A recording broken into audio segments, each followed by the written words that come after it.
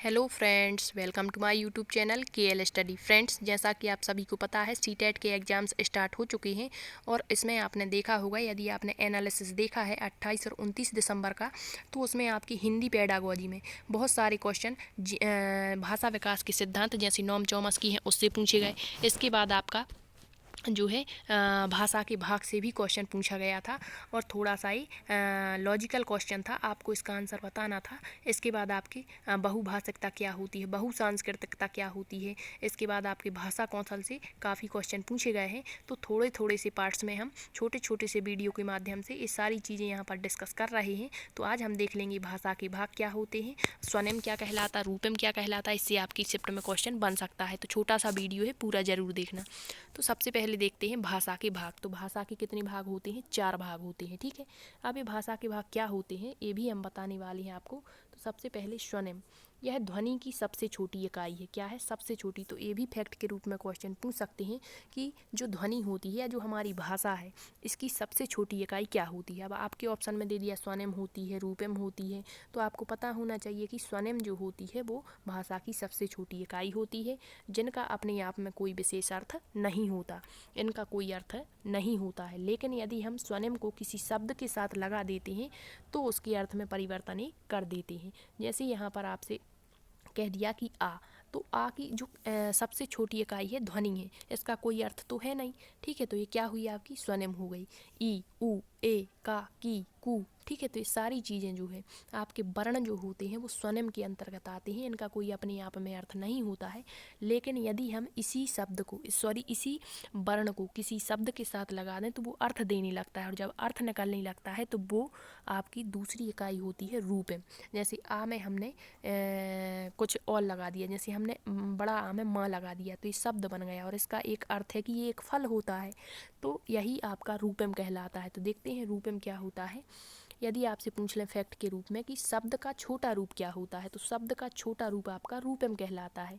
जब बच्चे को स्वनिम का ज्ञान हो जाता है, अर्थात जब बच्चे को वर्णों का ज्ञान हो जाता है, तो वह शब्द बनाना सीख जाता है वर्णों से। सबसे पहले बच्चों को जब वो स्कूल जाते हैं, विद्यालय जाते हैं, तो अपनी लैंग्वेज के साथ तो जाते ही हैं, वहाँ पर सबसे पहले उनको वर्णों का अध्ययन कराया जाता है। जब वो वर्ण सीख जाते हैं तो वर्णों को जोड़ करके वो शब्द बनाते हैं। तो यही पूछते हैं कि सबसे छोटी इकाई स्वनिम होती है, शब्द का सबसे छोटा रूप रूपम होता है, तो वह शब्दों को सीखना प्रारंभ कर देता है। बौद्धिक विकास पूर्ण न होने के कारण वह छोटे छोटे शब्दों को बोलना सीखता है। मतलब इतनी उसकी मानसिक क्षमता नहीं होती कि वो डायरेक्टली ही वाक्य बनाने लगे, शब्द बनाने लगे, नहीं। पहले वर्ण सीखेगा और फिर वर्णों को जोड़कर छोटे छोटे शब्द बनाएगा और स्वयं इसका अर्थ होता है। जैसे अच्छा, आना, आँख, तबला, इस तरीके से वर्णों को जोड़ करके शब्द बनाया और इसका अर्थ भी निकल रहा है, अर्थात ये रूपम हो गई। नेक्स्ट होती है वाक्य विन्यास। वाक्य विन्यास क्या कहलाता है? तो भाषा के नियम वाक्य विन्यास के अंतर्गत आते हैं। वाक्य विन्यास का अर्थ होता है वाक्य की संरचना से कर्ता कर्म क्रिया का स्थान पर होना चाहिए, मतलब जो कर्ता होता है, क्रिया होती है और कर्म होता है, ये अपने स्थान पर होनी चाहिए। वाक्य विन्यास के अंतर्गत हर शब्द को क्रमिक रूप से रखा जाता है। जैसे कह दिया मुकेश खाना खा रहा है, इस वाक्य के सभी शब्द क्रम से हैं। यदि हम लिखते कि खाना मुकेश खा रहा है तो ये वाक्य विन्यास की दृष्टि से गलत हो जाता है। और यही पूछते हैं आपके क्वेश्चन, जैसे कह दिया कि राम चाय खाता है, किसकी दृष्टि से गलत है? तो हैं तो सभी शब्द, लेकिन जो राम चाय खाता नहीं, यहाँ होना चाहिए कि राम चाय पीता है, ठीक है। मतलब यहाँ पर जो शब्द हैं वो एक क्रम से होने चाहिए। तो यहाँ पर वाक्य विन्यास, जैसे कहा मुकेश खाना खा रहा है, तो ये वाक्य विन्यास की दृष्टि से सही है।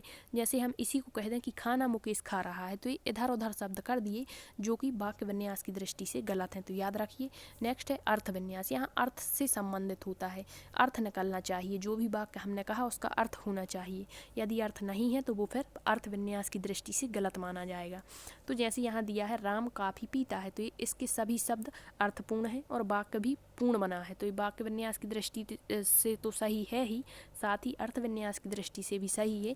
यदि हम इसी को इस तरह से कह दें कि राम काफ़ी खाता है, तो काफ़ी खाई नहीं जाती, ठीक है, इसका कोई अर्थ नहीं है, अर्थात ही अर्थ विन्यास की दृष्टि से कैसा हो गया? गलत हो गया। तो आपसे एग्जाम्पल देकर पूछ सकते हैं कि उपर्युक्त शब्द या उपर्युक्त वाक्य में क्या सही है या क्या गलत है।